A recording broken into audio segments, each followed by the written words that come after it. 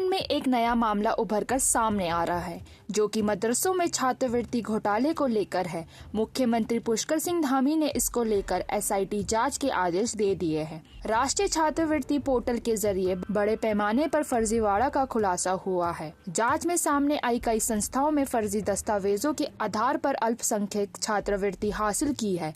मुख्यमंत्री ने कहा है कि छात्रवृत्ति जैसी लाभकारी योजनाओं में भ्रष्टाचार करने वालों को कड़ी सजा मिलेगी। शिक्षा के क्षेत्र में ये सब होना बहुत ही गंभीर का विषय है। दोषी संस्थाओं के साथ साथ संबंधित अधिकारियों की भूमिकाओं की भी जांच करेगी। कई अन्य स्थानों पर भी जो है लोग रहकर जो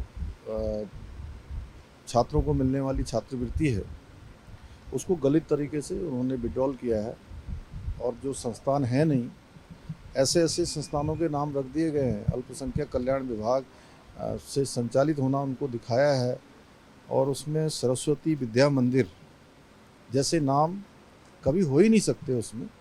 इसलिए जांच हमने अभी प्रस्तावित की है, और इसमें जो भी दोषी पाए जाएंगे उनके खिलाफ सख्त कार्रवाई की जाएगी।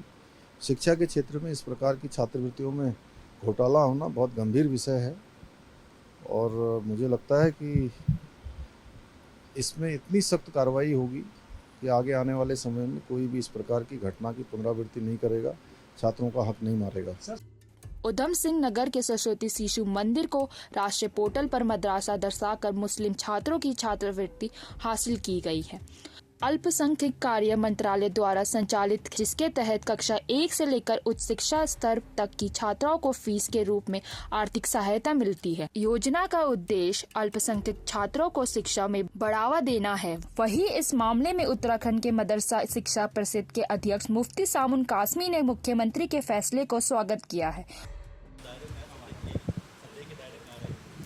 देखिए, माननीय मुख्यमंत्री श्री पुष्कर सिंह धामी जी एक तो न वो करप्शन से समझौता करते हैं, और ना ही वो बच्चों के साथ कहीं खिलवाड़ हो, इसके लिए वो कहीं भी कोई कंप्रोमाइज़ नहीं करते हैं। मैं माननीय मुख्यमंत्री पुष्कर सिंह धामी जी के इस फैसले का अभिनंदन करता हूं, स्वागत करता हूं, और एसआईटी जांच का जो आदेश दिया है वो बहुत न्याय संगत है। इससे ये भी क्लियर हो जाएगा कि हमारी निष्पक्षता और गैर जानिबदारी साबित होगी कि जो भी उसमें लिप्त पाए जाएंगे, क्योंकि मदरसे या विद्यालय वो एक ऐसे छात्रों का निर्माण करते हैं जो समाज में जा कर के समाज की सेवा करें। अगर कहीं मदरसों या विद्यालयों के अंदर ऐसा करप्शन पाया जाता है, वो क्षम्य नहीं है। इसी तरह से हमने बिल्कुल ये तय किया है कि जो भी जांच के उपरांत जो रिपोर्ट आएगी, हम उन मदरसों को सबसे पहले उनकी मान्यता को सस्पेंड करेंगे, निलंबित करेंगे, और ज़रूरत पड़ी तो सस्पेंड नहीं बल्कि ख़त्म करेंगे।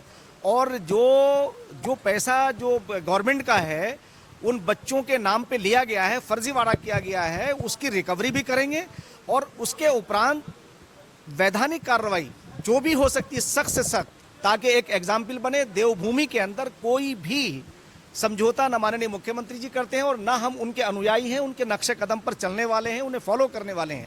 हम भी कोई समझौता नहीं करेंगे। हमने अब तक माननीय मुख्यमंत्री श्री पुष्कर सिंह धामी जी जिस तरह से अपने प्रदेश को आगे लेके चल रहे हैं, एक आदर्श राज्य ऐसे ही स्थापित हो सकता है। उनकी निरंतर कोशिश, और आप हजरात का, आप लोगों का, हमारे मीडिया बंधुओं का समाज तक ये बातें पहुंचाना, मैं आपका भी आभारी हूं कि आपके माध्यम से ये सारी चीज़ें समाज में पहुंच रही हैं, और सरकार जिस तरह से सबका साथ, सबका विकास, सबका विश्वास को आगे बढ़ा रही है।